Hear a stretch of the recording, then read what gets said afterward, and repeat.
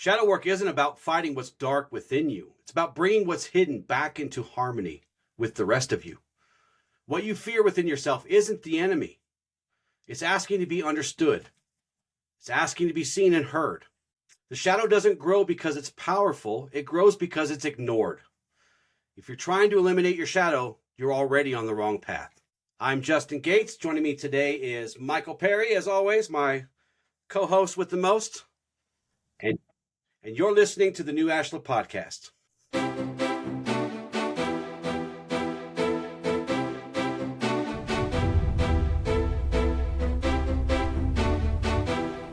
Hello and welcome to the new Ashla podcast, embracing the shadow through self-mastery. That's the theme of our first season here, Michael, and what a doozy it's been. We talk about shadow work, we talk about self-mastery, and every little thing in between. Each season, we're going to try to focus on a real core thing. In this season, season 1, which this will be episode 94. 94 episodes. Crazy. So welcome to episode 94. Today, we're going to talk about how our Unity Mind Code, a code that we use in our teachings, helps with shadow work. So I want to start off, Michael, by dismantling the fear around shadow work right off the bat. Let's just go ahead and do that. Let's just get that out of the way, because this isn't something that we should fear. It's something utterly important, vital to our being, something that we need, or else we can't find true wholeness, right? Oh yeah, completely agreed. It's crazy how many people go through life not even knowing what this concept is. Yeah. It's often misunderstood, if not unknown completely, as you said. Because everybody likes to try to approach it as a battle, a fight, a war within, right? And it's not something, and a lot of people also believe that we must conquer the dark, conquer the shadow, or defeat it, or at even worse than that, completely remove it from our being. So, and that's not what we do, right? We don't seek to battle ourselves. We don't seek to go to war or kill a part of ourselves, because even if you try, you can't. You're just going to increase the suffering, as we say quite often throughout this season. It's all about integration. It is all about integration, and that show that we did, that's episode 93. That show is going to be an anchor that's going to carry us probably well into this year, because it is very vital, the integration. So I want to clarify that shadow work is not about destroying parts of yourself, as we said, right? We're in a full agreement, right? Not about destroying part of myself. It's about integration, as you said. And as I said in the opening, shadow represents what has been hidden, rejected, hidden away, left unexamined, ran from, whatever, right? But the thing is, let me ask you, do these parts of ourselves just magically disappear when we ignore them? The longer we ignore them, the better it gets? No, if anything, they get more hold. They become more who you are, and you just don't realize what's pulling the strings. Yeah, because it ain't you. Yep. It's not you. So we have a code here that we use called the Unity Mind Code. It is a code that we've adopted. We borrowed from a piece of popular fiction that I'll let you guess what that is once Michael tells us what the code is. But it's a code we use for many different things. And today we're going to focus in on how it can be a framework and how we use it, how I used it with Michael, in fact, as a good framework for shadow work. The Unity Mind Code is, I think, a very compassionate way to respond realistically to human imperfection, right? Completely. It's just something so balanced in understanding and approaching not just healing, but life.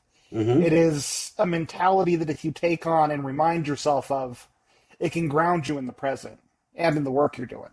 Yeah. So what is that? Before we go any further, what is the mind code for folks out there who are just screaming at me right now? Just what is it? What is it? So a summary of it is emotion, yet peace. Ignorance, yet knowledge. Passion, yet serenity. Chaos, yet harmony. Death, yet the force. Yeah.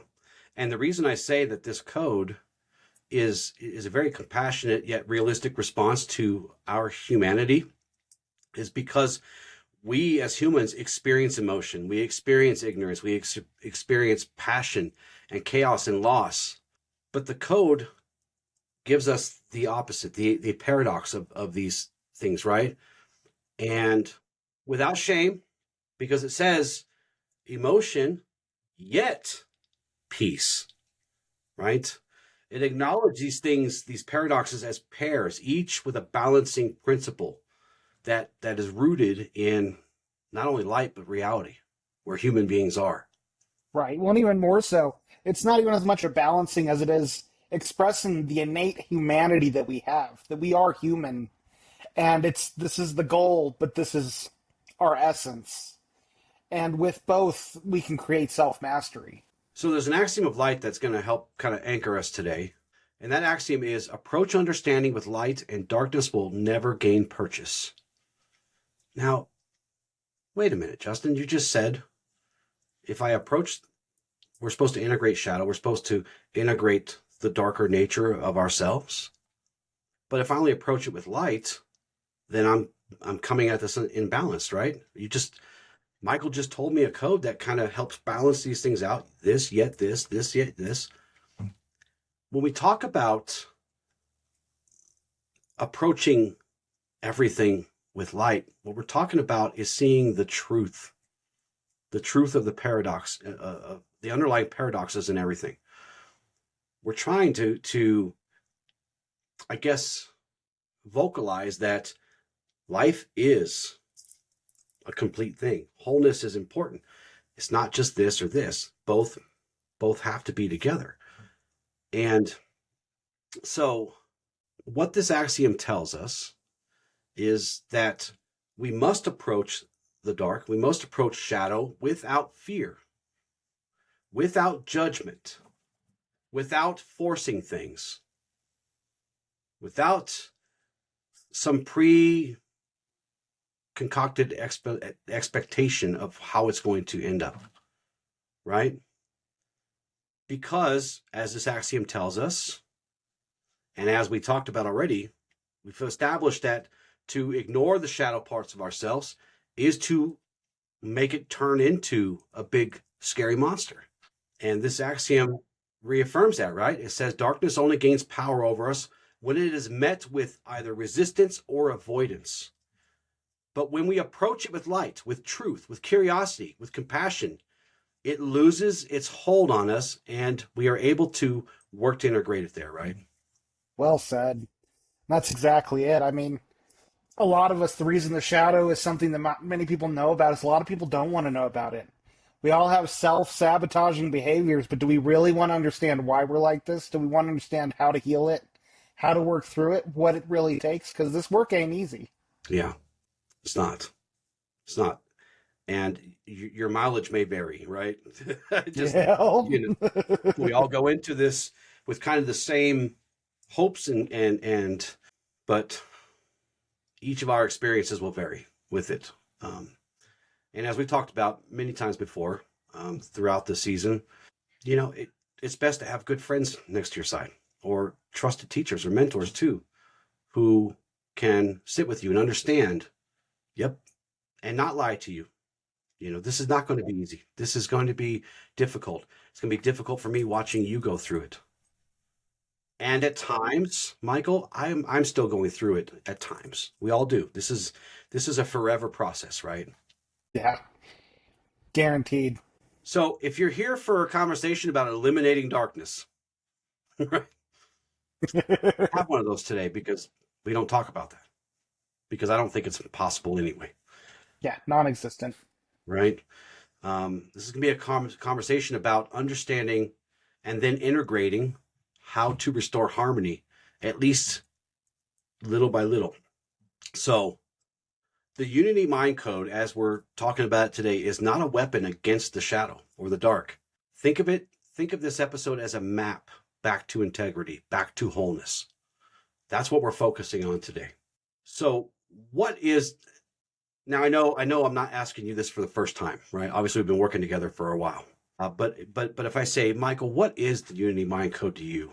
You how would you respond to that? For me, it's a gentle reminder of how this process looks.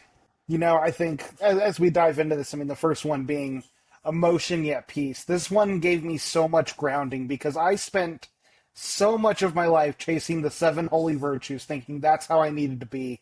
And that led to so much turmoil in my life because I was constantly focused on the light and not looking at the sacrifices I had to make within myself to do that. This created balance. This gave me a code to live by that brought harmony into my life and helped me start living a life that was more aligned with my values instead of perfection, I guess you could Ooh, say. Because I think many people fall into that trap of chasing perfection, and it's at their detriment until they either turn bitter or they wear out. yes, yes, perfectly stated. Because I'm gonna tell you what the Unity Mind Code is in the framework of shadow work by telling you first what it's not. It's not a rule book, right? It's not a rule book, and it's not a moral checklist. Again, it's a map. It does not tell you what you must be. It shows you how to navigate where and what you already are, because it does literally from the get go and all the way through. This code begins and ends with a deep acknowledgement of imperfection. As you said, it not only invites presence over perfection. It not only invites presence, but it tells you, hey, this is going to be a lot easier if you just accept the fact that you're not perfect and that you can have emotions, and they can be raging, and they can go up through their hills and valleys, but peace is already there. Peace also exists together, right? So it does not assume any kind of purity or a light enlightenment or even emotional mastery, talking about the first line. It just assumes, this code assumes that you're human and you're dealing with the same crap that every human being on earth deals with. No matter where you come from, no matter what background, none of that matters. We are linked here through our humanity, through that imperfection. Emotion exists, ignorance exists, passion and chaos and death all exist. The code does not deny these realities, because denial is, again, where the shadow is not only born, but where it grows out of control. And it happens so easily. I mean, again, we don't want to address these things within because it's a lot easier to avoid it. Even if it costs us our happiness, our life, our future. I know I spent years circling around my problems, not wanting to look at them, but constantly trying to find ways to overcome them that weren't directly confronting. Mm-hmm. Yeah. Yeah. This code, and why it's such a good framework for shadow work, because it's honest about our human condition. We all suffer from that. We all have the human malady, right? We're all human. We suffer from the human condition, for better or for worse. And it doesn't try to remove those things that some spiritual and some religious doctrines and dogma will tell us are all bad, right? They try to they try to remove the humanity from us. Instead, it places them in a true relationship with what is real, with their balancing principles, their balancing things, right? And this is critical for shadow work. This is utterly critical for shadow work, because shadow work, it is a lot of being honest with yourself, as hard and as excruciating as that is.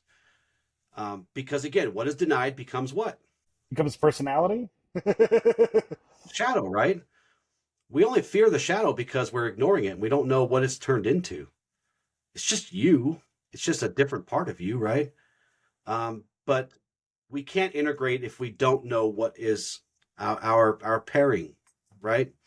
We just can't. We can't integrate if we're not honest about that.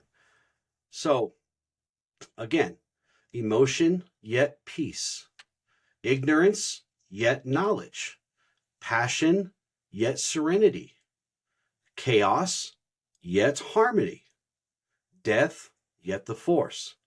Now that last line is probably going to be the one that's going to get you all stuck, but we'll get through that here, because there's a reason why, again, even that one is important here. So let's talk about how these are paired. These are paired unities. These things are meant to be together, right? They're not opposites and they're not in conflict.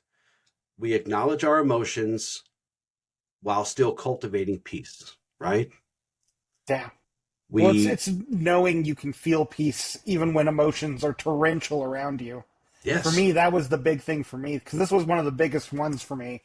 Is I was so overwhelmed with emotion, grief, loss, just all these different heavy emotions, and realizing peace can be found in that. The peace is obtainable even in the worst of moments. It's maybe not something that you'll obtain and never lose, but it's something that you can hold on to. You can coexist with chaos. right.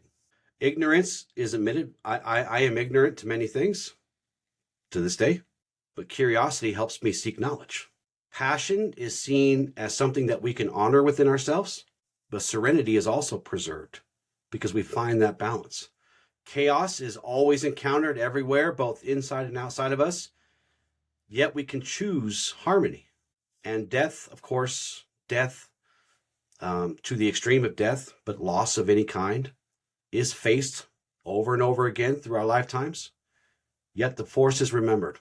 So the thing about, and the reason, another reason why this is a good framework for this, because each of these pairings gives the shadow a place to belong, to become whole. The code is not whole with only half the things, right? Half of this is shadow, the other half is integration with the light, that balance. So, and this is why it's effective. So let's just get right into the first line: emotion yet peace. And this is learning how to govern that emotional shadow, not destroy it, not run from it, if you could, right? If only you could anyway. So this is one of the things, and you said it perfectly because it's something that you went through. This is one of the dynamics of the shadow that people struggle with a lot, is their relationship to emotion. And most people fall into one or two extremes when you say they are either in denial or they're ruled by it. Both of these are gross imbalances. Well, when it comes down to it, I mean, like you said, they usually fall in the two extremes. I know for me, it would be like I had half my emotions that I would keep completely locked away, and the other half, which would be at the surface on turned volume turned all the way up. Mm-hmm. And it was crippling because I went through life denying myself emotion, anger, jealousy, freaking like what else is there? There's tons of Right. them. Right. Yeah. And when you deny one or promote the other as being good, bad, um, it doesn't help. And denying emotions, they don't disappear. They They just get become repressed, more yeah. volatile, right? You know, I mean, you look at a lot of people who go through life not feeling anger, and in their old age, they become so bitter to the world Mm-hmm. because that Yeah. anger slowly becomes a part of their personality. Whether they like it or not, that repressed energy finds a way out. The shadow. Yeah. It'll leak. It'll leak out from every possible direction it can. Either it comes out sideways through irritability or resentment or anxiety or just these volcanic eruptions that just feel completely out of proportion for what you're dealing with. And denying these things does not create peace. It creates more pressure. And as you said, eventually it comes out. But on the other side of that, unchecked emotion allows them to dominate us completely, right? When emotion is treated as an absolute truth, it takes control out of behavior, and your decisions then become reactive. You justify everything you do. Justification replaces wisdom, even. That emotional state begins to rule the moment rather than inform it, rather than enacting as emotions should be, as messengers. Hey, this is coming. Time to pause and react and think about this for a minute. Respond, not react. So this Well, you pair, give the emotions that steering wheel, right? right? It's they dominate life, and you leave with so many regrets. I mean, it's like I know a lot of people like this, and when their emotions are on their sleeves and they let it take hold, anytime it's there, anger, frustration, it's destructive. Yeah. And this is where the paradox starts coming in. And because we're not saying that emotion instead of peace or peace instead of emotion, we're acknowledging that both exist within the same being, within inside of you. The emotions are real and powerful, but they are not sovereign over you. They are tools, they are messengers. They provide information about things like our boundaries, our values, or needs and wants and desires that are unmet, right? But they do not get to decide actions on their own unless we hand over the keys, unless we hand them the wheel.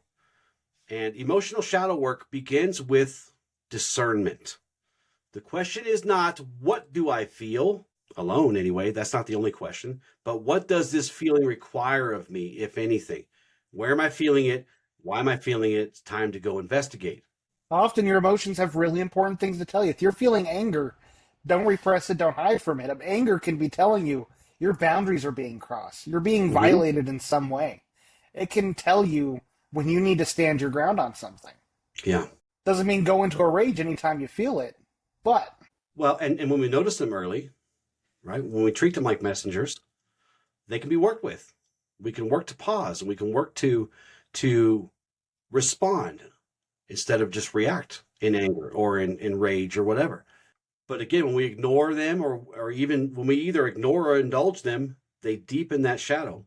And I'll take you back to the axiom: walk in the path of light, the path of truth, the path of acceptance, right?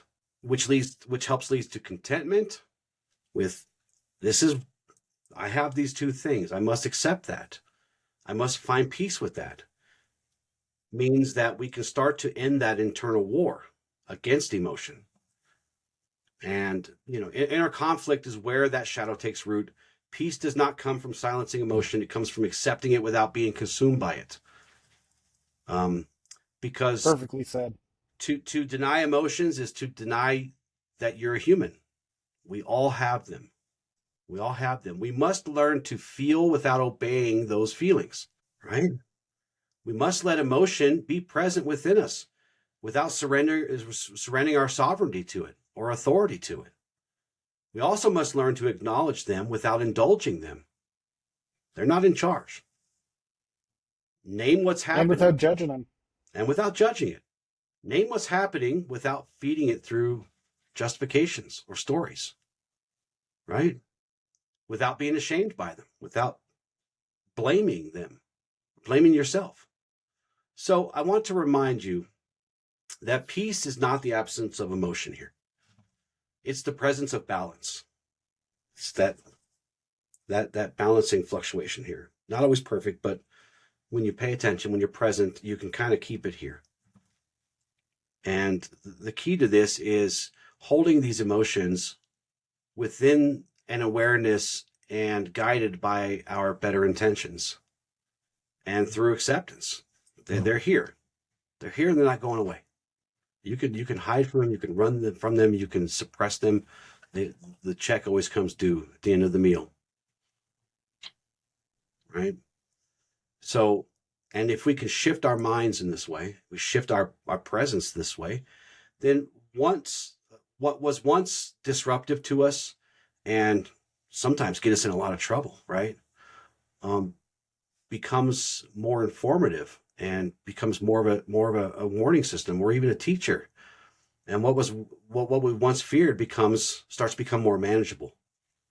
When it's all about discernment, right? Yep. Yep. This one's all about discernment, is learning to do the pause when this stuff starts coming up. Um, and understanding that you still must have grace, you still must have compassion for yourself, and let yourself work through these if you can. Um, one little step at a time. This is a lifelong practice. But the first step is looking for them, finding awareness and discernment. So the next line: ignorance yet knowledge. And this helps us face this. One of the scariest part of the shadow is the unknown. Well, I think it's also not just that, but control. If we have all the answers, we feel like we know everything, which God is that an illness that goes around. We feel like we have some semblance of control, but through this, we realize that with curiosity, with openness, we can expand our perspective, our understanding, our awareness. Yeah. Yeah. Knowledge is not wisdom. And blind ignorance, I say conscious ignorance, is not a path to wisdom either. But ignorance is the doorway to wisdom. If you understand it as being, yes, I am ignorant of these things. I'm ignorant of the shadow. I'm ignorant of whatever it is. Now I must learn to seek with curiosity so I can start understanding these things. Understanding is not the end of it, as we talked about in the show we just did, the last show. Integration is the other half of that. But the shadow is one of those things that would often hide in plain sight. And when we talk about ignorance, I'm not saying it in an insulting way, but ignorance as that natural condition of being a human. Every single one of us is ignorant about something, many things, infinite number of things, right? You It's just the know? way it is. Possibly know everything because there's things that you don't know, right? So, You know? and every single one of us starts out on anything that we kind of step off into by not knowing, and we let our curiosity carry us into there. Uh, the shadow forms not because we lack knowledge, but because we refuse to admit where we lack knowledge sometimes. This is such a And powerful truth because ignorance is something that is so pervasive in our lives, but if we can't allow ourselves to look in the mirror and accept it, it can be something that drives the shadow further into control because it doesn't want to be seen as stupid or naive.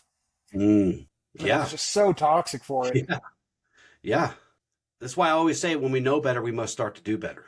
Not once we know better, we must perfectly do everything. Know better, we must start to do better. And if we know we're ignorant about something, and we know that, now we must what? Seek. We must act, yeah, seek and act on it to Yeah. learn from it.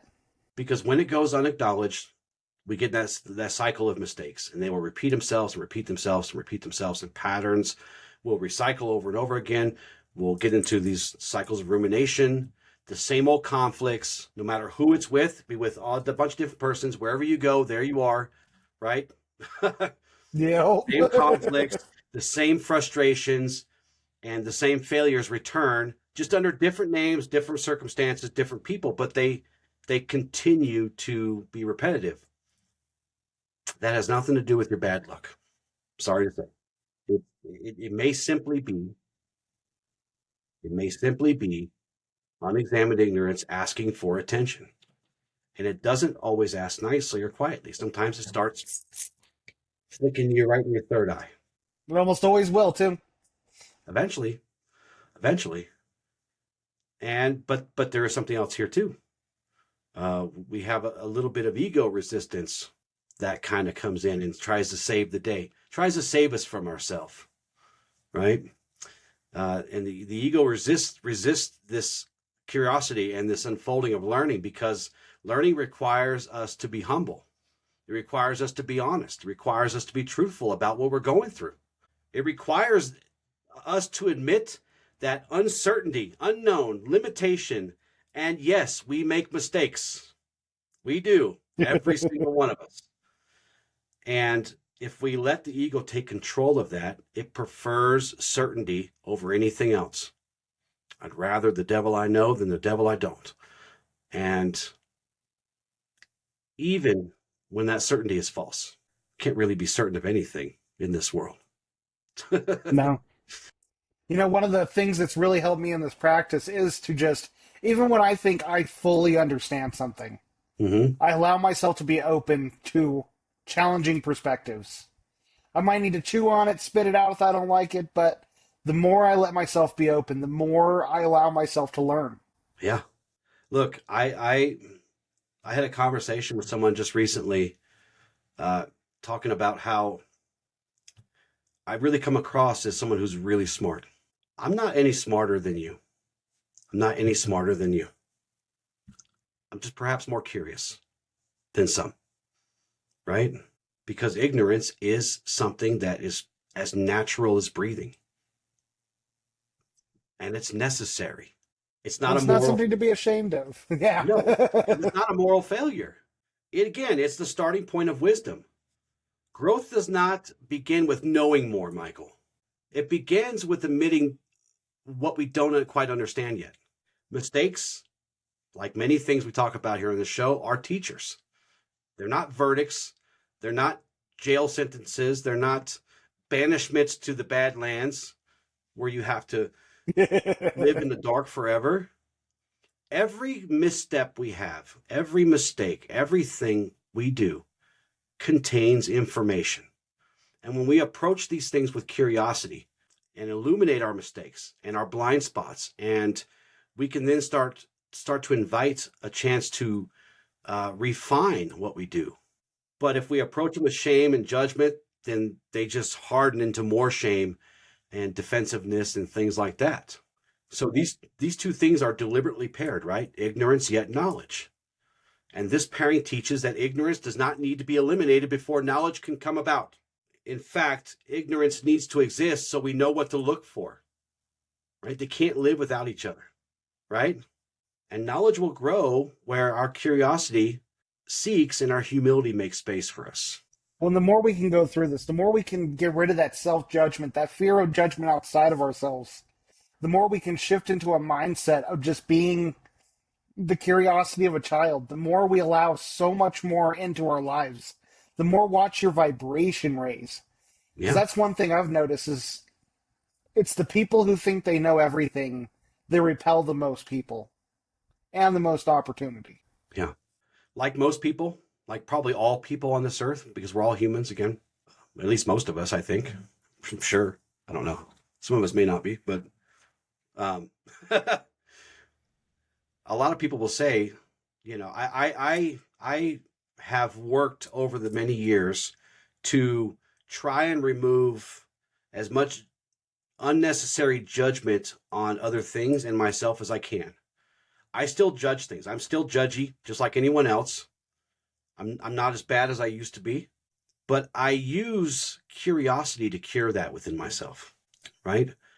It's hard for me to judge. I've learned it's hard for me to judge people or judge myself if I instead come at it with curiosity. Like I'll ask, I just as an example, what is this experience trying to teach me, rather than just saying, Justin, you're a stupid ass, right? Why would you do that? Why do you Yep. keep doing that? Wait a minute. This is like the third time I've done this in a row, right? What is this trying to teach me? Why do I keep revisiting this, right? Curiosity over judgment. It's not going to go away completely. I have a long ways to go, Michael, just like uh, most people probably, but I use It's a curiosity. lifelong journey. It is. I use curiosity to kind of replace judgment as often as I can. So, and it's a good place. It's a good place to put curiosity. When you feel Well, one yourself, thing to touch on with that too yeah, is if you feel judgment towards anything or anyone, mm-hmm, that is one of the best places to heal those situations, those emotions you're feeling, that chaos, that situation you're going through. Curiosity is a cure-all. yeah, yeah. And everybody will think you're smart too, because you're always asking questions, but you're always learning things.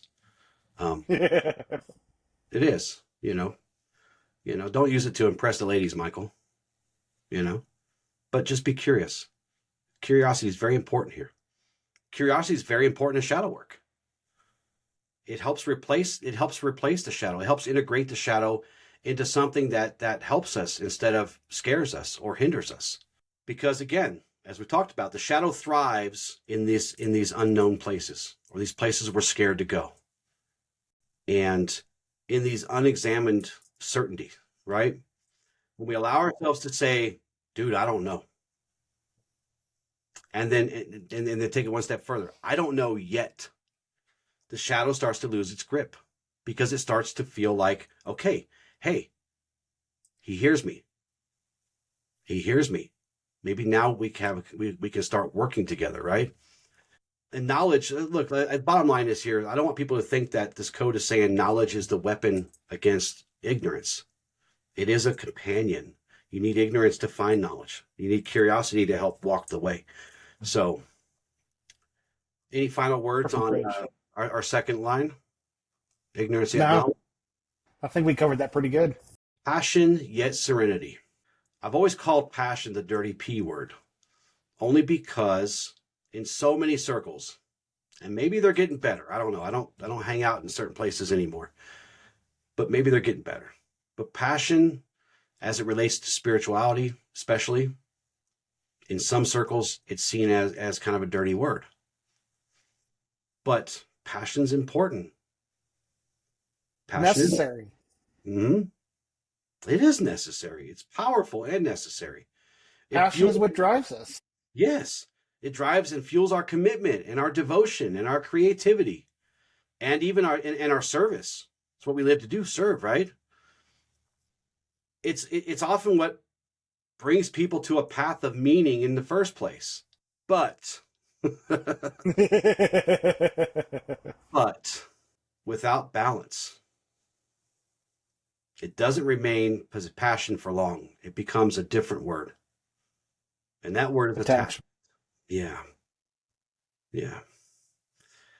The shadow of attachment. We did a show on that. Tell us about the shadow of attachment real quick. It's a need for control. It's letting your passion become the dominant force in your life. That's why serenity is what's partnered with it. You Yeah. must have temperance. You must have discernment. You must be able to love unconditionally, because once it becomes conditional, you start jumping into attachment. You start jumping into needing to control people, Mm, situations, outcomes. And it's yes. great to be passionate about these things, but there's a fine line between passion and attachment. Be passionate about serenity. Yeah. Be passionate about balance, right? Because yes, 100%. It narrows our perspective because we always think we're right. It turns our desire into fixation, which is not good for us. It takes the need to control a situation to a specific outcome. And that's not good for us either. That will literally override wisdom, and it will stomp on patience, and it will make discernment disappear. This increases our suffering. Period. Attachment is the shadow of attachment is not love, and it's not dedication. It is fear disguised as commitment. It's the belief that something must go a certain way in order for us to be whole, safe, and justified. Right? Shadow work's very important here because the shadow work asks us to notice where desire has crossed this line, where passion has become imbalanced. And you said it perfectly. This is why serenity is paired with passion. It doesn't extinguish the fire of passion, it contains it into a manageable thing. Think of a campfire versus a forest fire. Right? Campfires can be controlled and they can be used for good. Wildfires, there's no discernment there. Everything burns. Everything burns. A campfire provides us warmth and light and gives us a place to gather. Who doesn't love gathering next to a campfire? Except for the Ain't that person the in the smoke. truth? Except for the smoke follows me all the time. I don't know why, right in my eye. But I love it because it's where we gather. It's where we have fun. It's where we talk. It's where we get things done. A wildfire consumes all things, destroys whatever it touches indiscriminately. Now, to help understand passion here, the difference between these two is not the presence of fire, but the presence of how we contain it and control it in a good way. We don't want to force outcomes, but we do want to contain the things and find balance to things that are actually good for us. Fire's good for us. It served human beings well, right? For a long time. Hands down. So there's a question. So I'm going to ask you a question, and I ask you guys too. Is this something you have to ask yourself, right? When we're talking about passion yet serenity, is what you're dealing with, is it something that I'm meant to tend or something I'm trying to control? That's really the question here, right? Because Michael, This is a sneaky thing. I was just going to say, not everything is yours to fix. Sorry to tell you. Sorry to break it to you. You can't go out and save the world. And that was always my issue, relationships, trying to find people that needed fixing. And I never thought about it like that. But it's exactly what I looked for because I thought it gave me a sense of control, a sense of possession over having their love because I was there to save them. Yes, And I think so many people fall into this we category. do. Probably all of us who walk this path or is attracted to this path. I did. I did. It took it took my very first domestic violence call to learn that lesson the hard way. I learned it the hard way. And I won't be dramatic and say I almost lost my life, but I almost got messed up pretty bad. So I learned that the hard way. I did, and we all do, right? We're trying to help you not learn the hard way, but if you must, then you must. But so, not everything is yours to fix. Not every battle is yours to fight. This is where we must introduce emotional and spiritual maturity. And this is something that our path teaches. And it becomes very clear through the teachings that these things, these emotional and spiritual maturity is knowing when to act and when to step back and to allow things to happen, right? Yeah. There are I mean, times, it's as simple as questioning your motives. Why am I doing this? Why am I committed to this path? Is it control or is it fulfillment? right? There's an axiom of light that really tells us all we need to know about this. You cannot always use force against what opposes you. And this axiom acts as a stabilizing force here. There are times when force is not only ineffective, but it's overkill, it's harmful. And when we apply this idea to inner work, shadow work, force will just strengthen the shadow by increasing resistance. Surrendering to the idea or to the knowledge that our shadow is a part of us, we must accept that, surrendering to that. And when we do that through choice, consciously, the front part here, right? That's when integration can start to happen, step by step. Passion is good when we temper its fire with stillness, or serenity in this case, right? We must work so that passion can be guided by calm awareness and discernment, and never by urgency. We must replace control with trust. And I've said this a million times, but trust does not mean being passive either. It means releasing that illusion that outcomes define your worth or your success, because they don't. You can fool yourself into thinking that they do, but they don't. If you ask 100 That's such people a what good success point. are, they have 100 different answers. And that's okay too, which means we can't really define success in that way, not through passion, not even through serenity alone, but through a balance of both.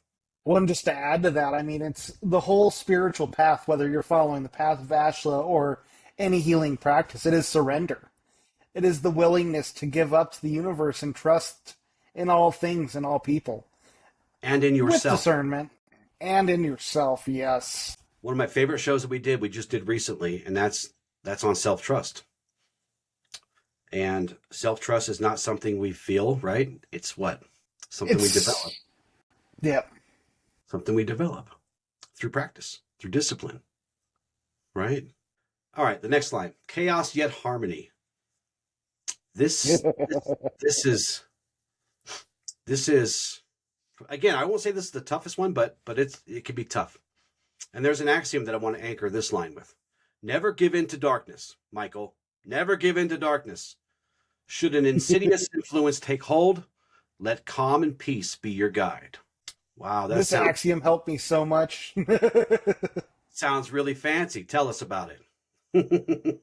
Man, when you're in the eye of the storm, when you're going through the trenches of hell, it is so easy to be swept up by those winds, but you gotta be still. You got to be present. You must find harmony in those moments because only then will you have clarity. Mm-hmm. And that's another way to build trust. You got through it.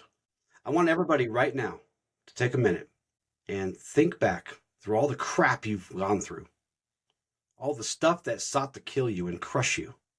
And yet here you are. Here you are. You made it through all that stuff. You're probably going to make it through the other stuff too if you keep on keeping on, right? Yeah. Working with You fear. survived 100% of everything you've gone through. Yeah, up to this point. And I have faith in you, and you must trust yourself that you're going to get through the next stuff too. But this gets difficult because working with fear and chaos is tricky, especially because fear will often present itself as a means of protection. I mean, it tells us it'll keep us safe, right? Still, Hey, I'm the one that keeps you alert and prepared. Mm, fear is no friend of a human being. Caution is something different. Just to kind of put that out there, right? well, that Caution, example's so good. I know yeah, I spent so much of my life always calculating what's the worst case scenario for everything I was going through, and that never served me any good. And 99.99% of the time, out of the thousand outcomes I predicted, none of them came about. yeah. And then, and in some cases, you have a bunch of crap you can't even use anymore. Yep.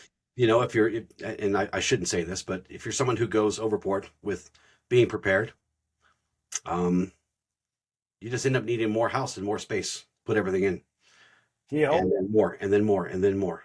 But then the ills of the world will also start to consume you there.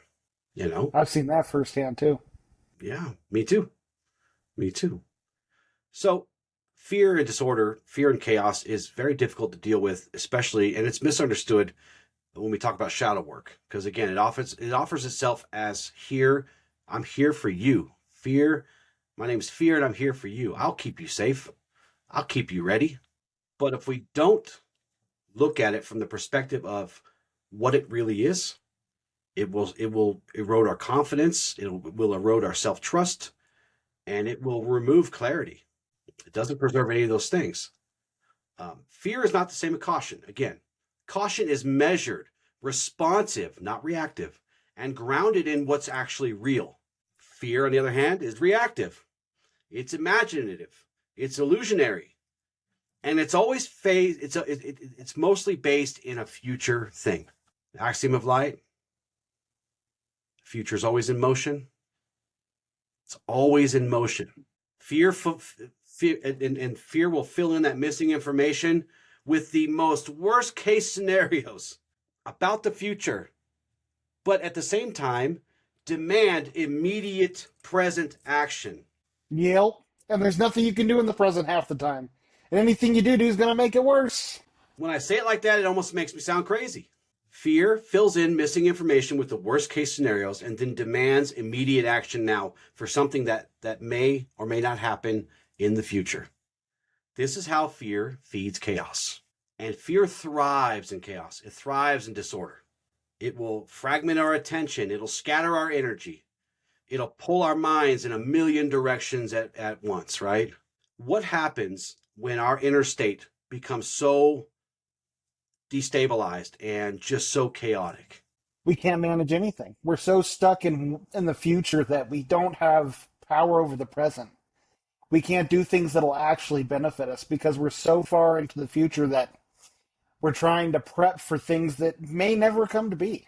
And what really sucks about this fear, the fear-led chaos, is that it makes fear more convincing, and the cycle starts to be self-sustained, right? Doesn't even require us feeding into it anymore. It just keeps going. Well, and it can become one of the worst parts about this is when we let fear take hold like this for long periods of time, it slowly ingrains itself into our nervous system. It can become our very being if we Yes. give it that much power. So it's no wonder that harmony is paired with chaos. But let me make this clear. Harmony is not the absence of difficulty. Harmony is not the absence of the problems of being a human being. It doesn't remove our our our our fluctuations, our fluctuating emotional states. It doesn't remove irritating people. It doesn't remove hard things about life, does it? Harmony is alignment. It's alignment. And when you can align, your internal state begins to stabilize, no matter what's happening outside of you. Even if they're uncertain, even if we're not sure what's going to happen tomorrow or the next day. And the axiom that I shared, the one that sounds too good to be true, is a good guiding principle for this integration. Never giving into darkness does not mean that we deny that fear exists, because it does. It just means refusing to let fear dictate direction, dictate our responses, dictate our inner states. Because calm and peace are not passive states, are they? They're active states. We must actively be calm. We must actively be peaceful or at peace or still, right? Yeah. And it doesn't mean, like you said, I mean, you don't have to be sitting there meditating to find these states. The more you can allow yourself to feel this, to embody this, the more you can get into flow, the more you can let life happen through you and not to you. We did a show not too long ago about becoming the anchor. And this segment is exactly what that show was about, was becoming that anchor no matter what storm is raging around you. And that if you practice that discipline enough, then you can start to become an anchor for others too. So, how do we integrate this into our shadow work? Well, this is going to sound like something that's easier said than done, like all things. But we must learn and practice to actively choose harmony over reaction, response over reaction. When that fear arises, we must resist the urge to act and to react. Allow alignment to return before responding. Let that stillness and that peace lead our decisions, because when they're led from that, it's almost always wiser than those made from utter urgency, right? So fear loses its power when calm is present. And harmony, again, doesn't eliminate these things, and harmony does not even eliminate fear. It recognizes that these inner landscapes, so that fear is no longer dominating the landscape, taking the wheel. When peace becomes our guide, the shadow of fear fades into awareness. We know it's there, but it does not control us. Well, it's the only way intuition can speak. Yes.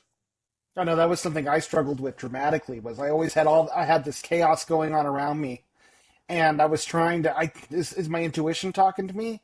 And no, it was fear trying to whisper in my ear, taking on that false guise. Yeah. And once it gets a hold on your body, it gets very difficult to integrate, right? Separate. Yeah. Yes.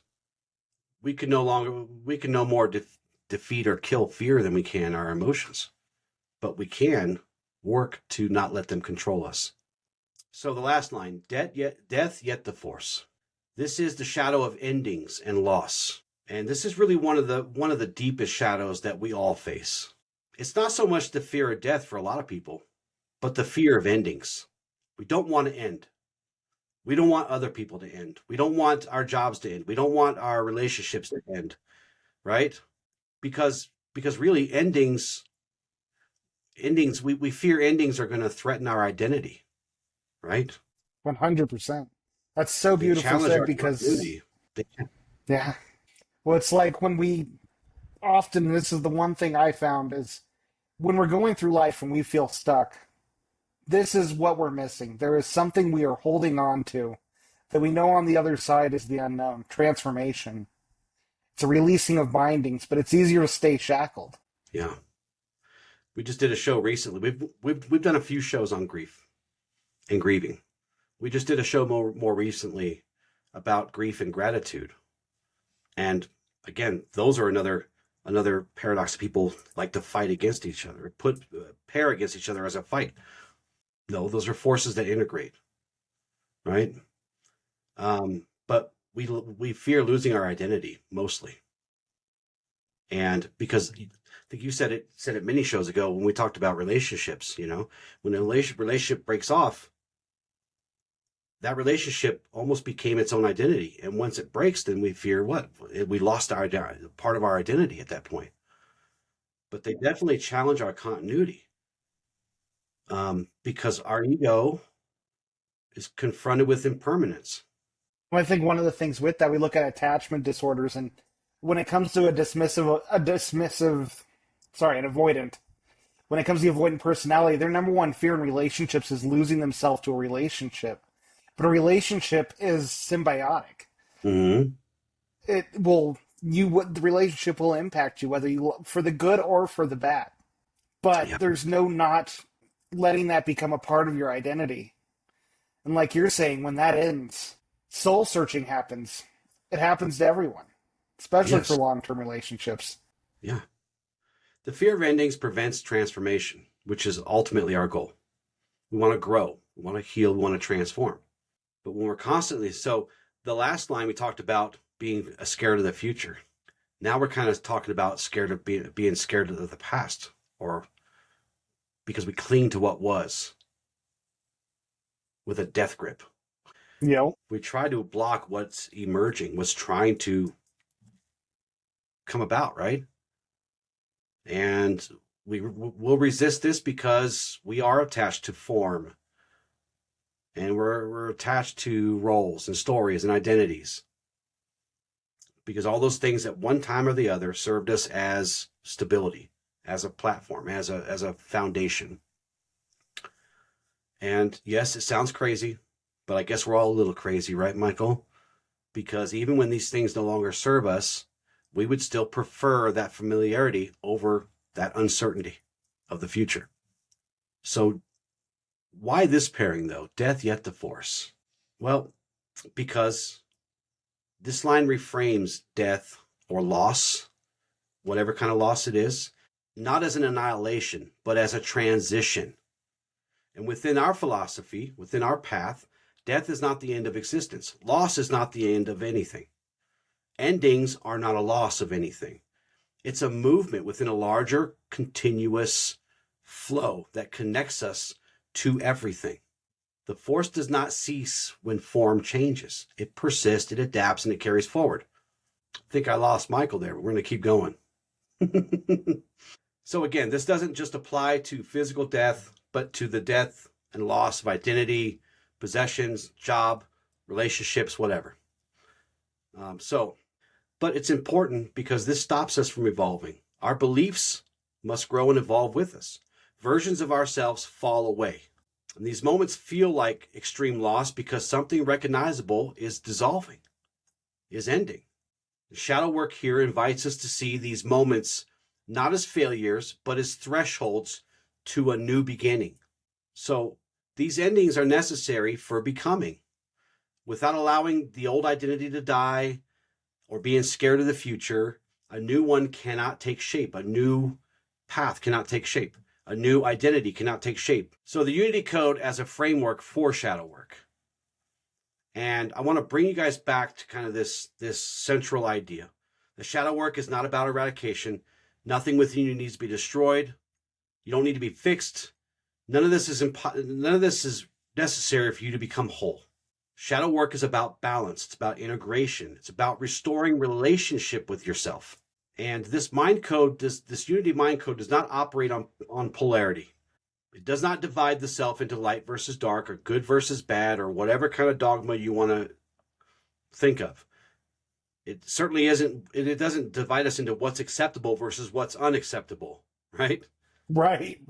It's about pairing. It's about two things that are equally as important, living in harmony together. When it's the reminder of humanity. Again, it's like when you're trying so hard to shoot for the light, the greater the light, the bigger the shadow it casts.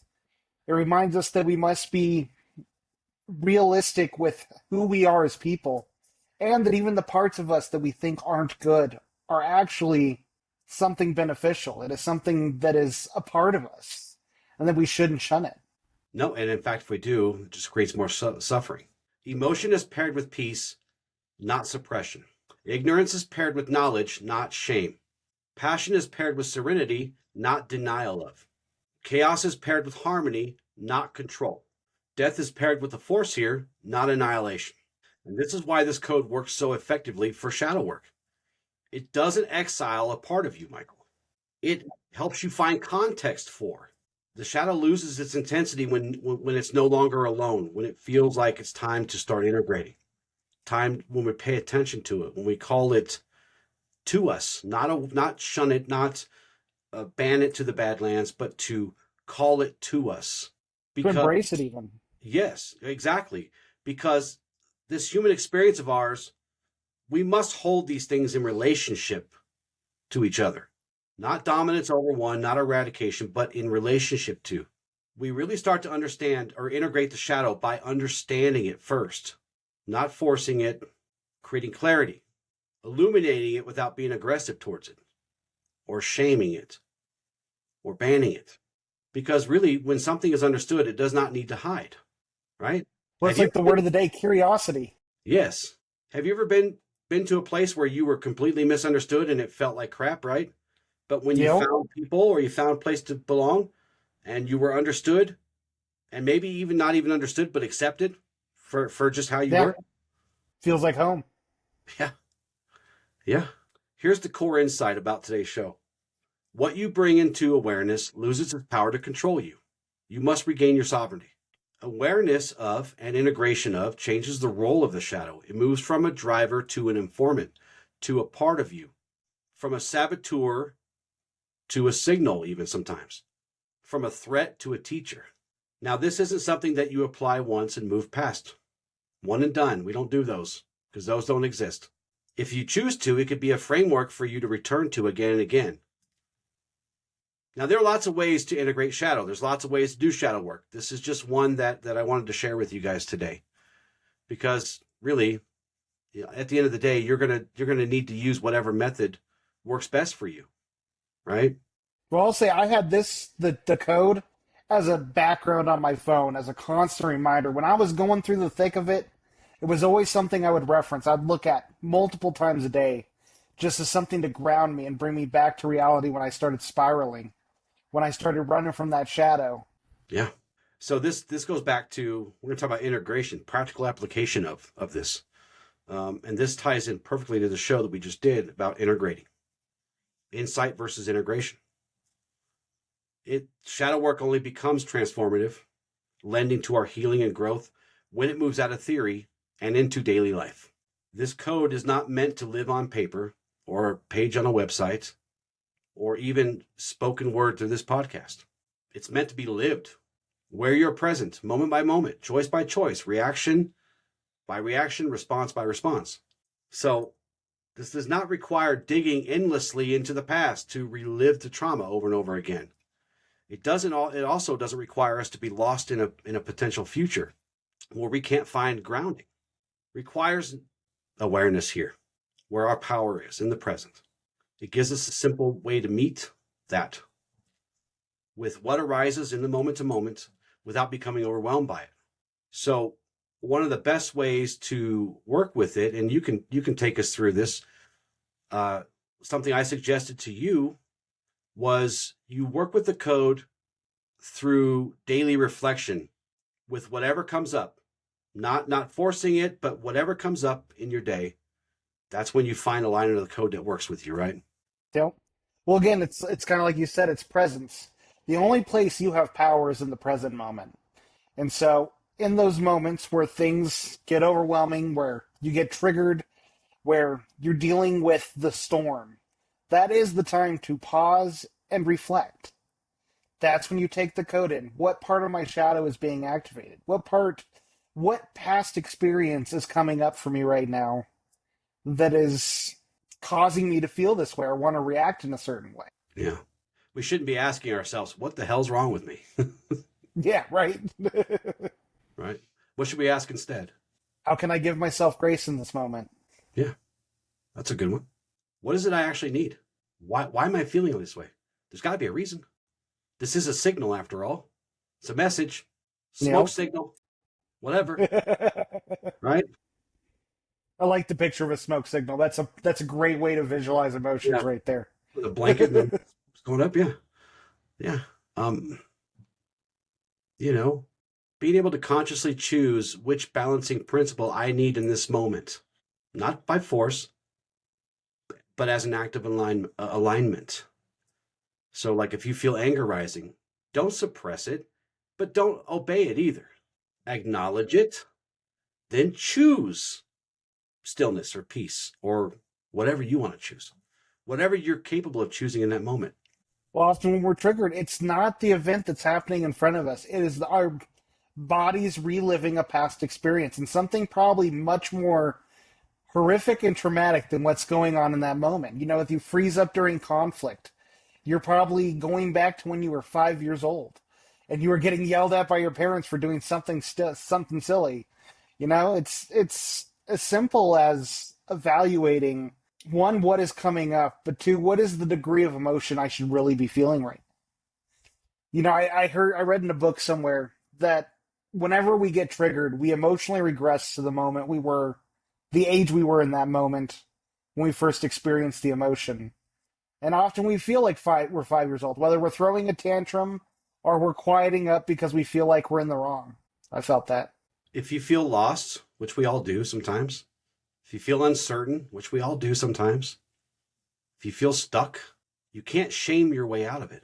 You must recognize your ignorance of whatever's happening honestly, and then apply curiosity. Seek knowledge. This may come in the form of asking a question, or slowing down, or admitting that, hey, I don't know. I should probably try to find out, right? Investigate. Investigate. If you feel overwhelmed or completely scattered, recognize the presence of chaos. Try to do it without panic, though. Panic just makes it worse. Try. Then return to harmony. Ground yourself in the body. There's lots of ways, lots of grounding techniques that brings us back into our bodies when things are going crazy. Simplify the practices that you do that help you ground so you can get there quicker. Breathe. Let yourself be aligned. Live in alignment, not urgency. And let alignment guide your next steps. Let the stillness guide your next steps, the peace, the inner peace. As I always say, I say this a lot, Michael, but I feel it's important. This is not a practice to fix yourself. This is about meeting yourself. We can't conquer a part of ourself. We need to meet it. We need to build relationship with it. The path to wholeness. Path to wholeness. Path to wholeness. Do you have any closing thoughts for today's show? Really take this code to heart.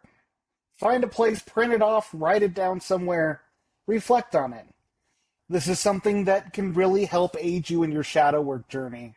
And just remember, this isn't something that changes overnight. It is about practice, practice, practice.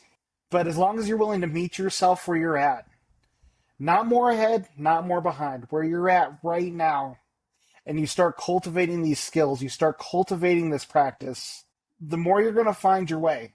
But be patient with yourself and try not to judge yourself. Yeah. It's also to return to one really essential point here. Truth, even. The shadow is not evil. It's not something to be destroyed or suppressed or feared. It's just unintegrated truth, unintegrated part of ourself. We must bring it back into relationship. Every one of these shadows can contain information. Every reaction, every fear, every pattern, every struggle, everything we struggle with is pointing us towards something that wants to be seen or needs to be understood and brought back into alignment. Labels do nothing for us. They just create more confusion sometimes. So we shouldn't label these things as good or bad or wrong or right, because when we do that, we just guarantee that it's going to keep acting as a shadow and acting from that darker place. When we allow it to, when we start to understand it and begin relationship with it, it begins to teach us things. So for me, this is why this code is so powerful as a framework for shadow work. It doesn't ask us to deny anything, to deny our humanity, our imperfections, especially in the pursuit of spirituality, which people often take kind of this purist look at, right? It's like, oh, you must shed all things and be nothing but spirit. Well, as long as you're a living, breathing, thinking, feeling, chaotic, passionate human being, that's going to be tough. It's going to be tough. And there's nothing wrong with that. It's what separates us from other creatures in this universe. Not better than, not below than, but just that's what separates us. Pair your emotion with peace. Pair your ignorance with knowledge and curiosity. Pair your passion with stillness and serenity. Pair chaos with alignment and harmony. And pair death with the understandings that all endings are just new beginnings. This is not a battle between light and darkness. It's a reunion. The light does not eliminate the shadow. It integrates it. And when you start this work, when you start down this healing path of shadow work, it becomes less about digging, and more about listening. Less about fixing and more about aligning. You stop asking how to get rid of parts of yourself. Someone asked me that question 2 weeks ago, Michael. How do I kill these feelings? I wouldn't even try. We must integrate. We must acknowledge. We must accept that these feelings exist. This code is a map. It's not a rule book. It's a reminder that we can be whole no matter what's happening, no matter what parts of us need work. And it's a reminder that wholeness is not found by becoming something that you're not already authentically are, right? But by fully inhabiting who, this is a mouthful, who you are with, but using awareness, discipline, and compassion to help that process. I don't know if that made sense. I was tongue-tied for a second. So I think it made sense. that's what I want to leave everybody today. Let's get into our affirmations. I acknowledge every part of myself and bring it into balance with the light. I face my emotions with discernment, choosing peace over reaction. I replace ignorance with curiosity and fear with understanding. I temper passion with serenity and chaos with harmony. I trust the force to guide me through endings, beginnings, and transformation. And of course, you can substitute the word force for whatever deity or creator body that you want. It's all good. For our journal prompts today, which aspect of this Unity Mind Code do I feel most resistance toward right now, and why? Where in my life am I reacting from fear, attachment, or unexamined emotion? What part of myself am I ready to understand rather than suppress? And that's a really big one right there. What part of myself am I ready to understand rather than suppress? Because we really should start with one. Don't try to do all five. Don't try to integrate the entire code into your life. That will happen through practice. And I do have a quick exercise, Michael. I usually put this before, but it's all good.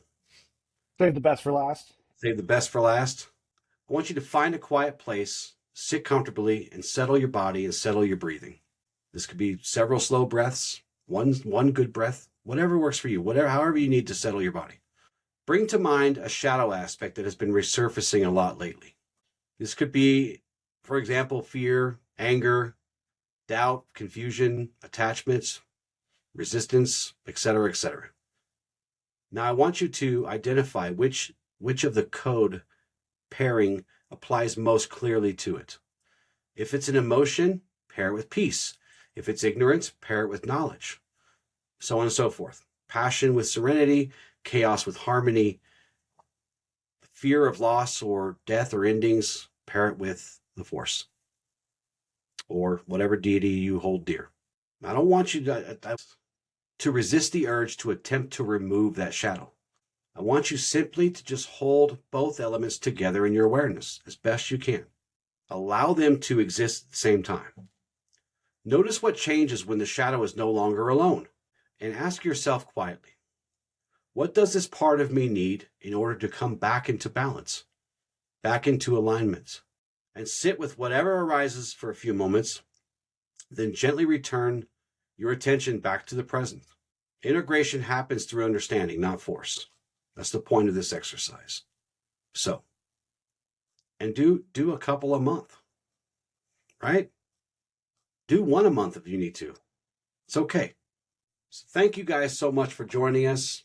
Really appreciate you listening to the shows, hitting up our socials, the YouTubes, the TikToks, all the places our podcast is found across the great, vast universe. What am I missing? The Best website ever. Best website ever. www.newashla.com, where Michael works really hard on the blogs, and he makes sure that I make everything keep everything pretty. So thank you for that, Michael. Yes, sir. Yes, sir. So with that being said, we'll see you guys next time with love and gratitude. Ad lucem. Ad lucem.